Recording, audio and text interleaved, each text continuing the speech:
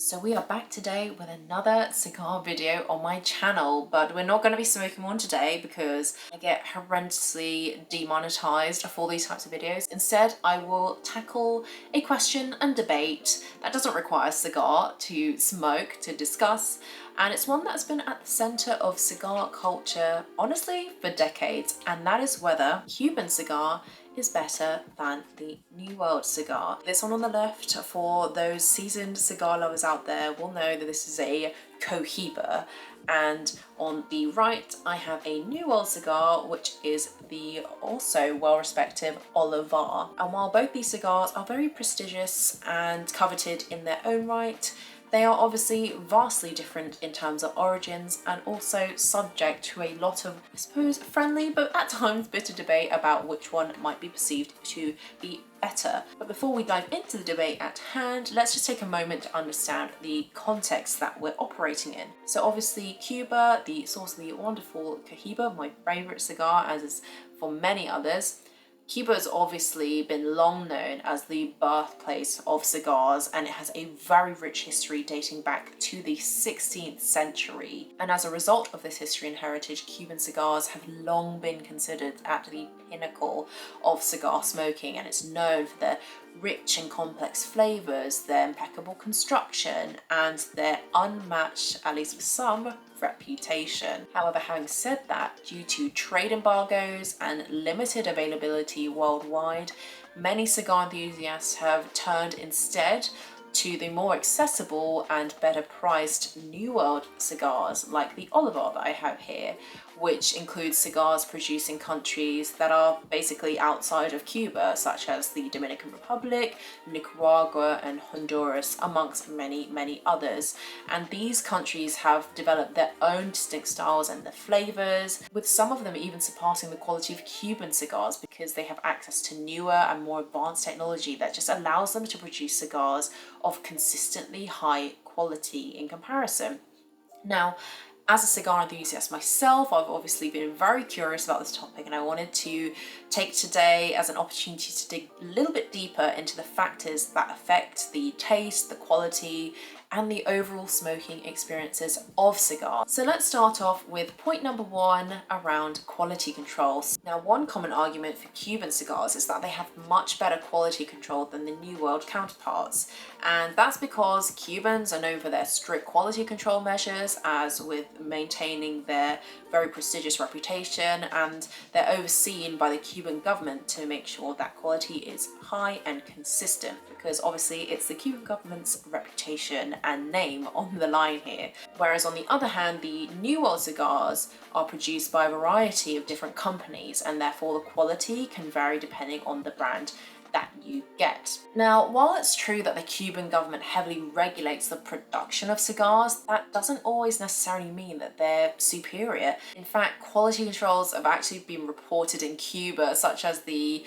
infamous plugged cigars that are really difficult to smoke, or in fact, some people comment just as their own kind of tacit observations that in a box of 25 cigars, you can expect about 3 cigars of the lot to be defective in one way or another. I personally experienced this myself when I bought cigars in Cuba. Whereas on the other hand, a lot of people say with New World cigars, they can expect them all to be very uniform and high quality. And that's because many New World cigar manufacturers have very strict quality control measures in place, because they want to ensure that every cigar that leaves their factory is the highest quality. Now let's move on to point number 2, and let's talk about soil and climate. So another argument for the superiority of the Cuban cigar is the belief that the soil and climate in Cuba is very unique, and it just produces better tobacco. And the techniques used have been refined over centuries of cigar production. It's the combination of the right amount of rain, the humidity, and the sunlight that provides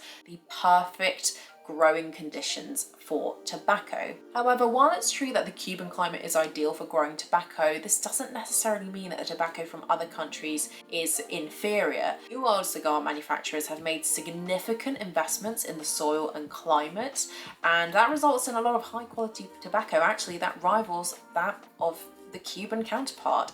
For example, the Nicaraguan region of Esteli has gained a reputation for producing some of the best tobacco in the world. And actually what you'll notice in a lot of cigar accolades and awards these days, a lot of New Worlds are emerging as big contenders. Now let's move on to point number 3, and let's talk now about availability.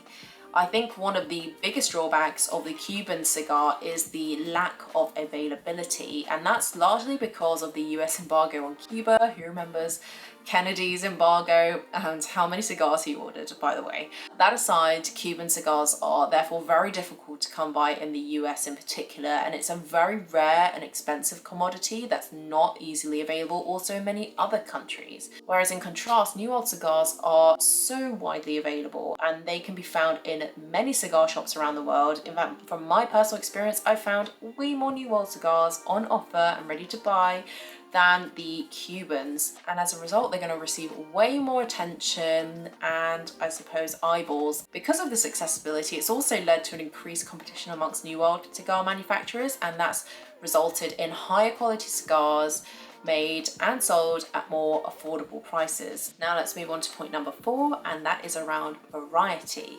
Another argument in favor of New World cigars is the variety of blends and flavors available. And while Cuban cigars are known for their distinct flavor profiles, the New Worlds offer a wider range of flavors, and it allows the cigar smoker to explore and experiment with different tastes, because different regions produce different leaves, and different combinations, etc., will yield much different flavor profiles than I suppose the very consistent but maybe same nature of Cuban cigars. And I've experienced this myself. Whenever I try a New World, obviously there are so many countries that are producing New Worlds now, and they're also more open to innovation, and they introduce new flavors and blends on a regular basis just to keep things fresh and exciting. Because of that, I suppose when I'm looking for more of an adventure, I'll go for the New World, and when I'm looking for something a bit more classic, I'll go for the Cuban. And now we'll end by talking about point number 5, and that is around price.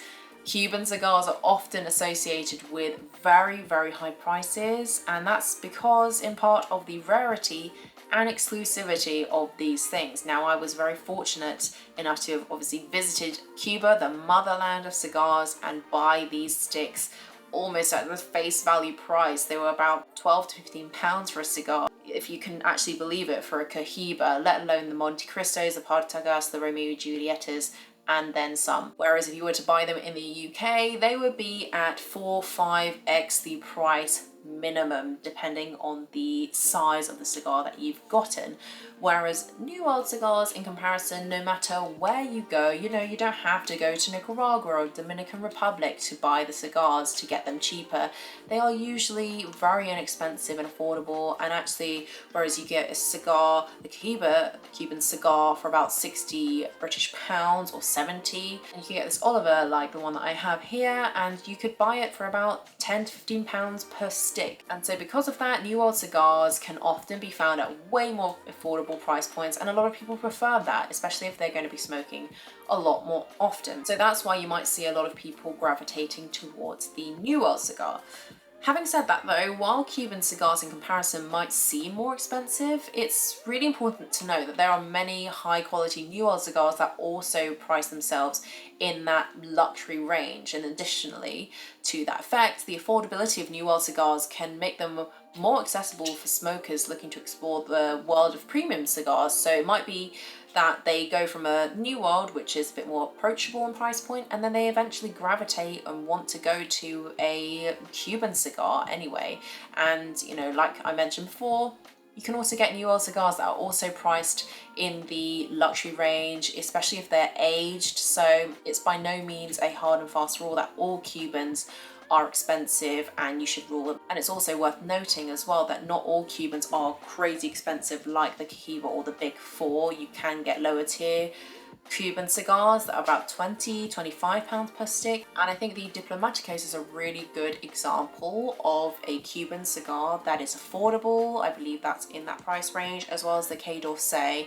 I feel like it's also well priced for a Cuban, so it doesn't mean it's always the fact that Cubans are expensive and New Worlds are cheap. You can get the inverse, and also sometimes you might want to just start low and build yourself up regardless of whether you go for the New Worlds or the Cubans. So now that we've covered those 5 factors, it's worth asking again, are Cuban cigars better than New World cigars? And it's honestly a decision that comes down to your own personal preference, really, because while Cuban cigars have a unique history and flavor profile, the New World cigars also have established themselves as high quality alternatives, and they're learning a lot of innovative and groundbreaking techniques in the industry that make them very worthwhile to consider alongside their traditional Cuban counterparts. But at the end of the day, the most important thing is your own personal preference and to find a cigar that you enjoy, because your personal interest and taste profiles, they play a very big role in determining which cigar is better, which is obviously a very subjective point of view indeed.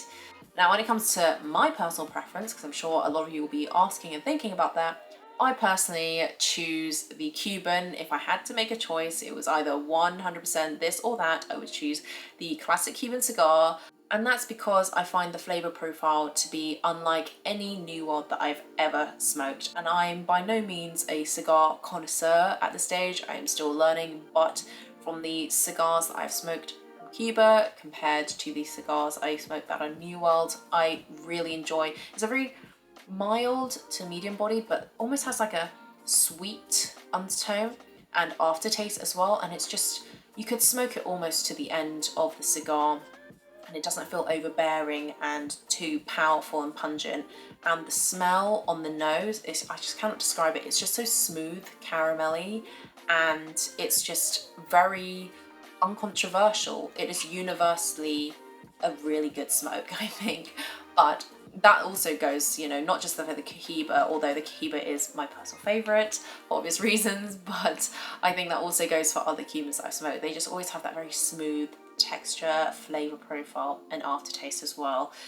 That's not to say the New Worlds are not good smokes at all. I disagree on the contrary. I think they make great changes to my cigar portfolio, you can call it that. And to be honest, I would be really bummed out if I could only smoke Cuban cigars and not try something out. I think the occasional New World is something that I really enjoy. I think it has a very different and also equally distinct flavor profile and price point. This Olivar in particular is very oaky and woody.